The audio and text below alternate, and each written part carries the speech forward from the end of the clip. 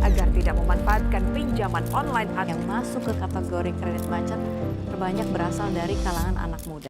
Di era digital saat ini, kita dihadapkan pada kemudahan akses pinjaman online. Namun, kemudahan akses ini dapat membawa kita ke dalam jebakan yang berbahaya. Sudah saatnya kita stop menggunakan pinjaman online, terlebih untuk gaya hidup konsumtif. Saat ini, kita disuguhkan oleh banyak sekali iklan-iklan pinjaman online. Hanya dengan sekali klik dan daftar, kita sudah bisa mencairkan dana yang kita inginkan. Namun, apakah kalian sadar bahwa pinjaman online memiliki dampak yang negatif? Mulai dari bunga bank yang besar dan jangka waktu peminjaman yang sangat pendek.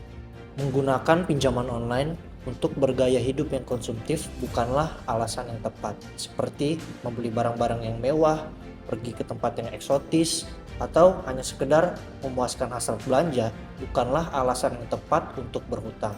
Pinjaman harus digunakan untuk kebutuhan yang mendesak, bukan hanya untuk keinginan yang sesaat. Jangan biarkan diri kita terlilit dalam lingkaran hutang. Setiap kali kita mengambil pinjaman, itu hanya akan menjadi beban finansial kita di masa depan. Kesehatan fisik dan mental kita itu lebih penting dibanding barang berharga dan pengalaman saat. Banyak hutang akan mengganggu kesehatan mental kita dan fisik. Kini saatnya kita bijak dalam mengelola keuangan. Stop pinjaman online demi gaya hidup konsumtif. Lakukan pengelolaan uang yang sehat, mulai dari menabung hingga pengelolaan yang realistis. Stop pinjaman agar tidak terjebak utang. Mari kita bersama-sama membangun kesadaran finansial. Ingat, kekayaan sejati bukan diukur dari barang apa yang kita miliki, melainkan dari kedamaian dan juga kebebasan finansial yang kita rasakan. Hentikan pinjaman online sekarang juga. Jadilah generasi yang cerdas secara finansial, yang tahu kapan harus berkata tidak pada hutang yang tidak perlu.